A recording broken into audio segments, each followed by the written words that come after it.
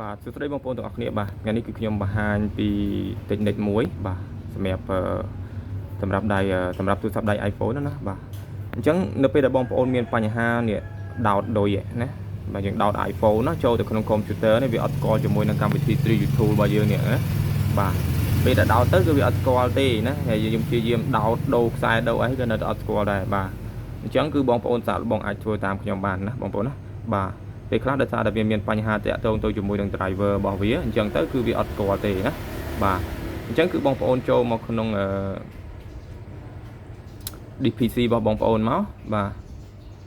ចូលមកក្នុង DPC ណាបាទ DPC យើងបើក folder ណាមួយទៅយើងនឹងឃើញពាក្យថា DPC នៅកន្លែងនេះណាបាទនេះ DPC ណាបាទហើយយើង right click មកស្ដាំលើវាបាទហើយបន្ទាប់មកអានេះសម្រាប់ Windows 11យើងយក See More ណាបាទ See More option ហ្នឹងទៅ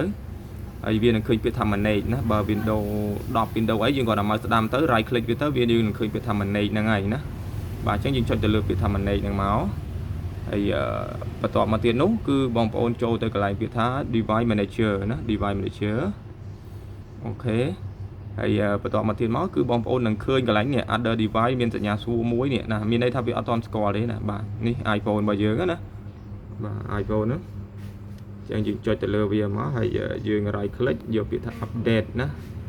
បាទ update វាចូលមកហើយយើងយក browse for my computer នេះមក for my computer for driver ណា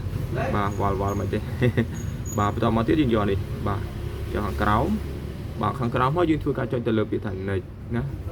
បាទ next ហើយនេះយើងយក Apple mobile device USB driver ណាបាទយកហ្នឹងមកបាទ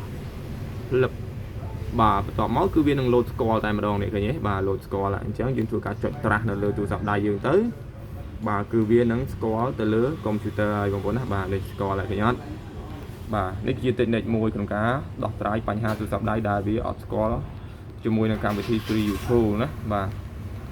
អូខេអញ្ចឹងបងប្អូនវីដេអូខ្ញុំមានតែប៉ុណ្្នឹងទេបាទបើសិនជាពេញចិត្តបាទសូមធ្វើការជួយចុច like និង subscribe channel ខ្ញុំម្នាក់មួយផងណាបាទអូខេបាយបាយ